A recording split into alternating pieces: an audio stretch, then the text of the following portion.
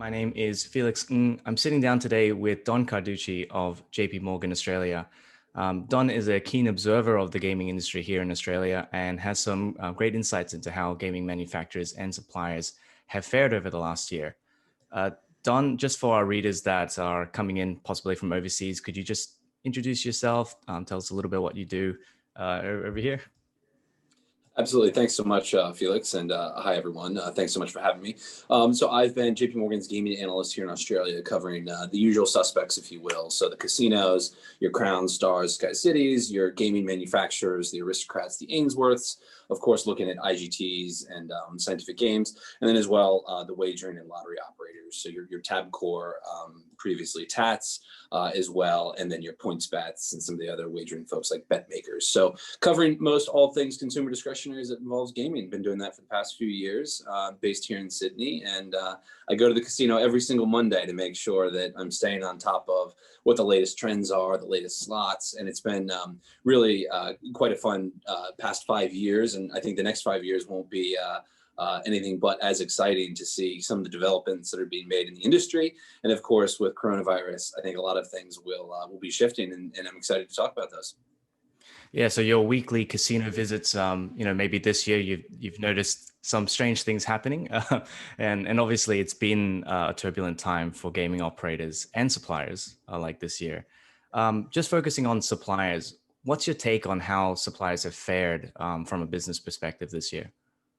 Absolutely. So I think there's no reason to kind of rehash what everyone already knows. Of course, it's just been very weird, and the visitation has really been what I think venues have struggled with. Now, if you're talking about a casino, you kind of have a bit of a double whammy because you have capacity constraints on the tables and you have social distancing with the slots. General table, you'd have 8 people pre-COVID. Now you have 3 in New South Wales, 4 in Queensland. On the supplier side for the slot machines, you saw very early on, of course, the distancing, the different barriers between machines. But the suppliers, I think that they've taken a really hard look at adjusting their fee structure. They've taken a really interesting look at how the payables and receivables work. And I also think that they've really looked at their CapEx budgets. And when you consider, maybe when you look back at the GFC, what happened, I think that that's probably a really good indicator for, how resilient is gaming and then when does it kind of bounce back. And so the suppliers have looked at that and they've said, it's probably sensible that we're going to enter more of a conversion market. And we did a survey not that long ago where we asked people in July what they thought, and then we asked them in October what they thought, and tried to draw a trend line in between that.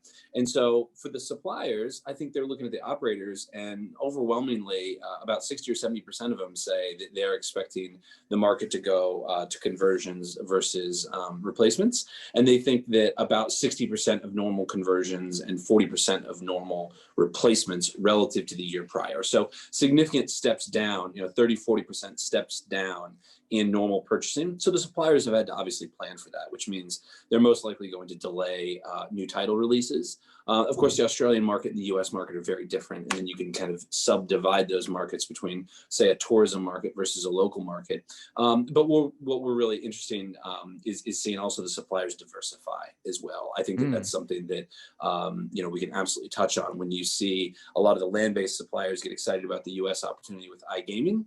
But then, of course, they also have the free-to-play online casino titles and segments, which have really taken off during COVID as people have, enjoyed playing the same title that they would like to play, your Dragon Links or whatever it might be in a casino or a pub or a club. If you can't go there, you're going to try to go play it at home. So we've seen that materially pick up, and the suppliers who have diversified well into those segments have continued to do well.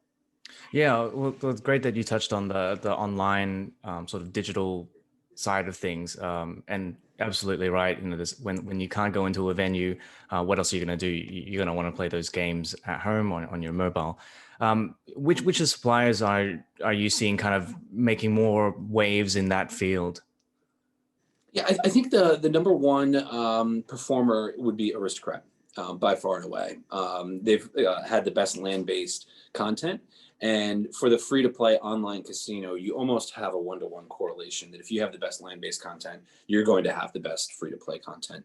Of course, there's some really, fun and nuanced and niche ones out there because it's not as regulated as, say, iGaming, which is still extremely nascent and in a growth phase. You see Sky City doing that over in New Zealand, where they've worked very well hand in hand with the government via a license in Malta to have an online casino and slots and that type of offering.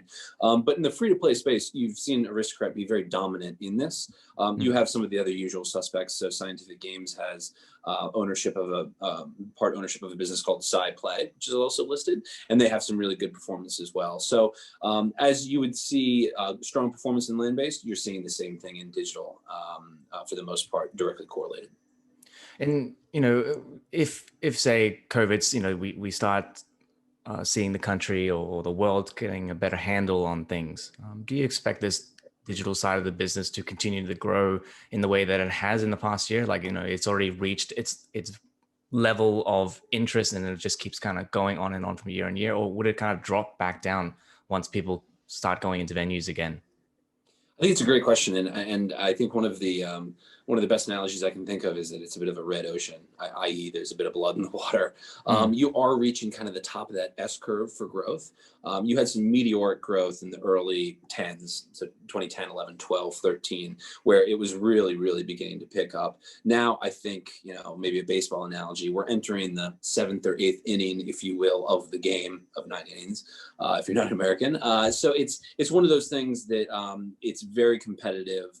And as a result of that, I think that the growth that we'll see in the next couple of years might have a bit of a tailwind behind it, especially as, a lot of the operators, and in fact, only about 50% of the operators, or maybe you could say as many as 50%, believe that the land-based casino revenues will take 12 to 24 months to recover.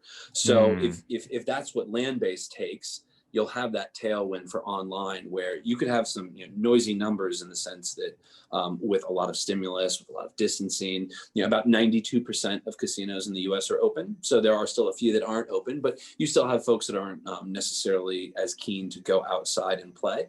Therefore, I think you're going to see that online aspect really continue to be buoyant for the next couple of years, although ex-COVID, like I said, it is a very mature, nearing the top of that S curve in terms of growth, and a very red ocean at that, because there's a lot of money in it.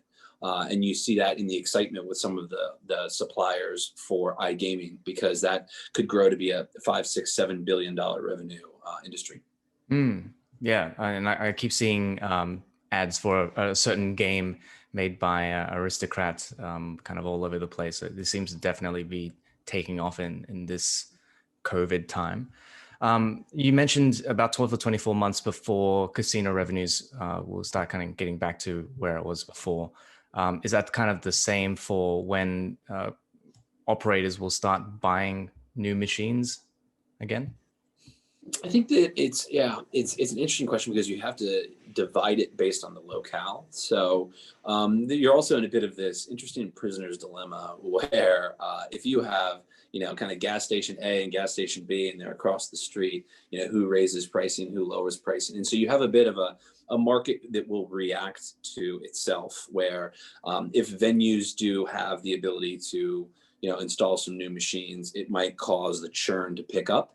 Now, I do think that there'll be different pricing models where the suppliers will be very kind in the US to maybe discount some of the fees per day. And in the US, you have that gaming operations or leasing model, where you can pay for a machine to be on the floor for $50 a day type thing. That model in the US will most likely remain for the next 18 to 24 months, because if you think about cash flow and budgeting, and how venue operators are thinking about the uncertain times ahead, if you're looking at spending $20,000 or $30,000 on a new machine, that can be a little bit more daunting if you need to do 10 machines than say, maybe let's get through today, next week, next month, next quarter, and let's spend $50 a day for that. It should have proven performance. And it's a bit of a call option, where if the performance isn't there, you can ring up the manufacturer and say, hey, this isn't really working out, I want to return it. The honeymoon period is over. And so I think that model will pick up materially in the US, which will benefit the high performers, the Aristocrats, the Sci Games, et cetera, who have great content that do above floor average turnover. So that model in the US, I think, will persist. In Australia and some of broader Asia, I think that you'll see the conversions pick up, unless you have an absolute standout title or new feature or function. And then that's where we get to this prisoner's dilemma, where if no one buys it, you don't need to have it. But if one person buys it, all of a sudden they can take parts of the market, especially in some of the more crowded Victorian New South Wales areas, and specifically New South Wales, where Australia has 200,000 slot machines. 96,000 of them are in New South Wales, firmly tied to liquor licenses where almost everyone has a few out the back. So it's a very competitive market, which that's my point about the prisoner's limit is if people don't refresh their floors, the suppliers could lose. However, the pubs and clubs will most likely maintain that, call it 70 to 80% of revenue for the next 12 months before things start to materially pick up and that replacement cycle comes back through. So what's the options for suppliers? Say it doesn't pick up in Australia. Where's the kind of the growth markets that they should be keeping an eye out for? So there are some growth markets in the U.S. and as you can imagine, as governments and specifically states face deficits, whether it's the petrol taxes aren't really paying into the coffers. You have some of the states that are the more indebted ones. Off the top of my head, Illinois comes to mind. I believe they're one of the most indebted states in the U.S. and they're firmly an expansion market. They're adding tens of thousands of slots over the course of the next few years, and so that will be a material growth market for the manufacturers to look at. And you have other places like Oklahoma who will be adding, I think a few thousand as well. So there are still casinos that will be opening up, and as sports betting becomes legalized across more states and iGaming seems to be attached to that as well, I think a lot of the states are saying, well, this is a fantastic way to tax. It's a fantastic way to generate revenue in an otherwise difficult time for them, because a lot of state revenue is generated on petrol tax and transportation, where people are just not doing that anymore. So I think that you will see the U.S. market overall expand, and it's about 1 million machines right now. But I think that you could expect 5 to 10% expansion in the near term, which gets really exciting for the suppliers, because then if you are a top performer, the headwind of fewer casinos being opened, or perhaps more of a conversion market, or that leasing model, that headwind can be offset by the fact that you have growth in the actual number of slots on floors and floors opening. So it could take people by surprise, which I think it would probably take a few people by surprise to realize that the GGR, the gross gaming revenue in regional markets was only down a couple percentage points relative to 2008. In 2010. So I think in 2008 it was down, 4 to 5, and then in 2009 it was down a little bit more, but it firmly recovered within 2 years' time. So if we have not a financial crisis, but more obviously of this pandemic as a crisis, you could actually see some growth in the next couple of years, which does get the suppliers excited as the markets do expand in some of the states. Fantastic. Well, there you have it. Regional areas in the US. Keep an eye out for that. Well, Don, that's all about what we have time for this morning. Thank you so much. And I hope I'll talk to you again soon. Absolutely. Thank you so much, everyone. Pleasure talking. Enjoy the rest of your day.